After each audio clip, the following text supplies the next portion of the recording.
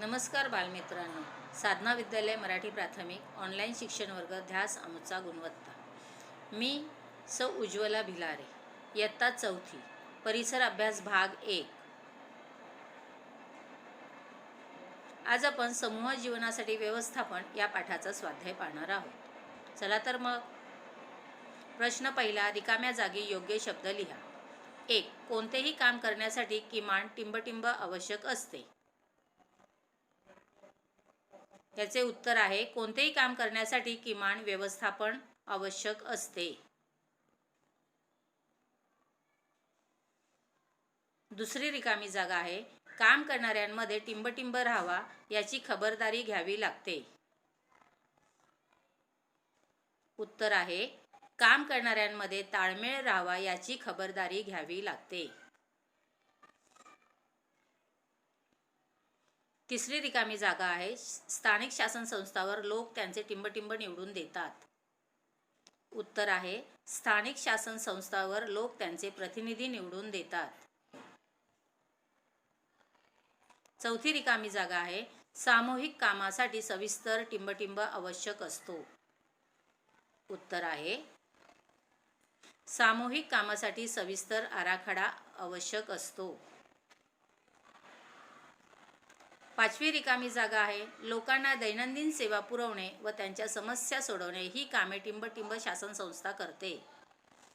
उत्तर आहे लोकांना दैनंदिन सेवा पुरवणे व त्यांच्या समस्या सोडवणे ही कामे स्थानिक शासन संस्था करते. सहावी रिकामी जागा आहे, समूह जीवन सुरळीत चालावे यासाठी टिंबटिंब तयार केले जातात. उत्तर आहे समूह जीवन सुरळीत चालावे यासाठी नियम तयार केले जातात. सातवी रिकामी जागा आहे, वाहने नेहमी रस्त्याच्या टिंबटिंब बाजूने धावतात. उत्तर आहे याचे वाहने नेहमी रस्त्याच्या डाव्या बाजूने धावतात.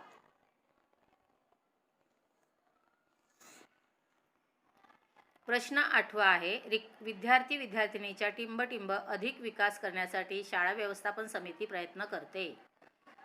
याचे उत्तर रिकामी जागा आहे, विद्यार्थी विद्यार्थिनीच्या व्यक्तिमत्वाचा अधिक विकास करण्यासाठी शाळा व्यवस्थापन समिती प्रयत्न करते. 9वी रिकामी जागा आहे, आपण निवडून दिलेले प्रतिनिधी टिंबटिंब देशाचा कारभार पाहतात.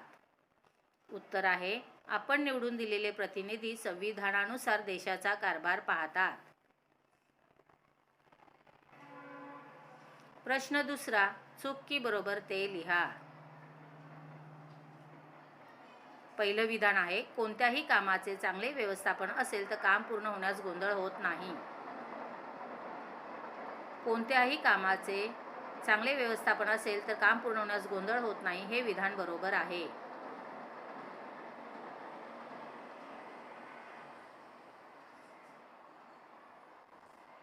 दुसरे विधान आहे, रस्त्यावरून कोणत्याही बाजूने आपल्याला वाहन चालवता येते.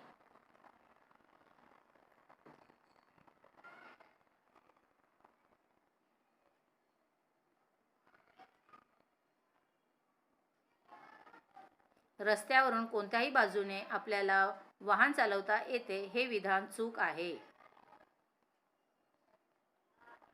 तिसरं विधान आहे, रोजच्या अभ्यासासाठी वेळ निश्चित करू नये.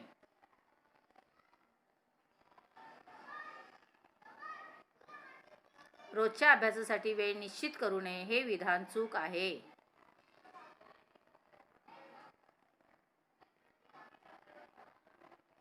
चौथे विधान आहे, आपला देश स्वतंत्र झाल्यावर आपण संविधान तयार केले.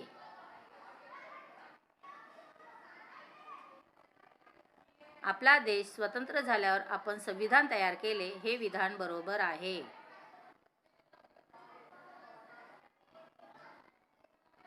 पाचवं विधान आहे, शाळेला निश्चित वेळापत्रक व नियोजन असते.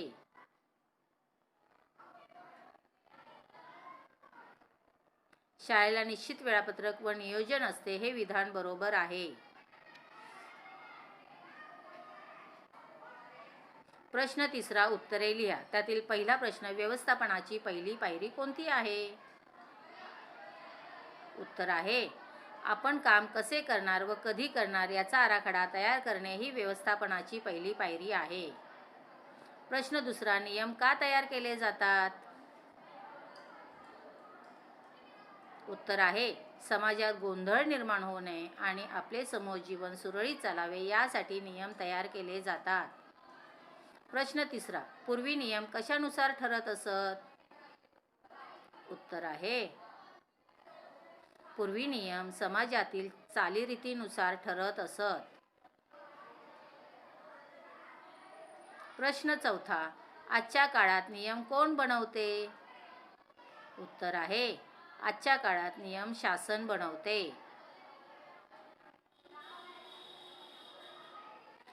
प्रश्न पाचवा, परिसरातील लोकांच्या गरजा पुरवण्याची जबाबदारी कोणावर असते? उत्तर आहे परिसरातील लोकांच्या गरजा पुरवण्याची जबाबदारी स्थानिक शासन संस्थांवर असते. प्रश्न सहावा, शाळा व्यवस्थापन समिती का तयार केली जाते? उत्तर आहे शाळेचे काम सुरळीत चालायला मदत व्हावी म्हणून शाळा व्यवस्थापन समिती तयार केली जाते.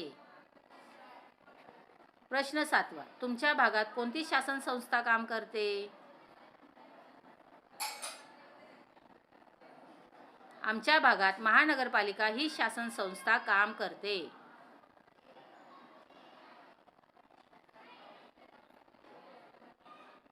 प्रश्न आठवा, शाळा व्यवस्थापन समितीमध्ये कोणाकोणाचा समावेश असतो?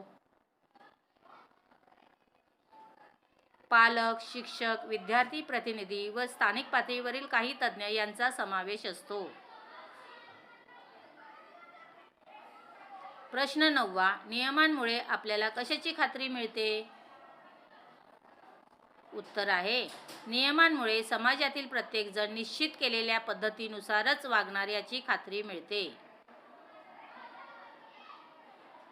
प्रश्न 10वा, स्थानिक पातळीवरील कारभार कोण करतात?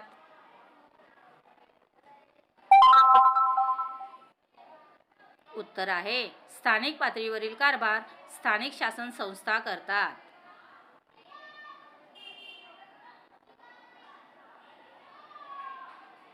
प्रश्न 11वा, स्थानिक शासन संस्थांवर कोणती जबाबदारी असते? उत्तर आहे स्थानिक लोकांना दैनंदिन सेवा पुरवणे व त्यांच्या अडचणी सोडवण्याची जबाबदारी असते. प्रश्न 12वा, संविधानात कशाविषयीच्या तरतुदी असतात? उत्तर आहे राज्यकारभार कसा करावा, समाजाची वाटचाल कोणत्या दिशेने व्हावी याविषयीच्या तरतुदी संविधानात असतात. प्रश्न 13वा, रस्त्यावरून जाताना रस्त्याच्या कोणत्या बाजूने चालावे? उत्तर आहे रस्त्यावरून जाताना रस्त्याच्या डाव्या बाजूने चालावे.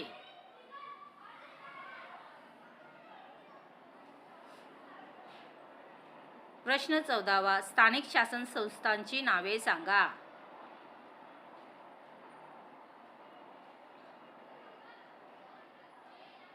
ग्रामपंचायत, पंचायत समिती, जिल्हा परिषद, नगरपालिका व महानगरपालिका ही स्थानिक शासन संस्थांची नावे आहेत. धन्यवाद.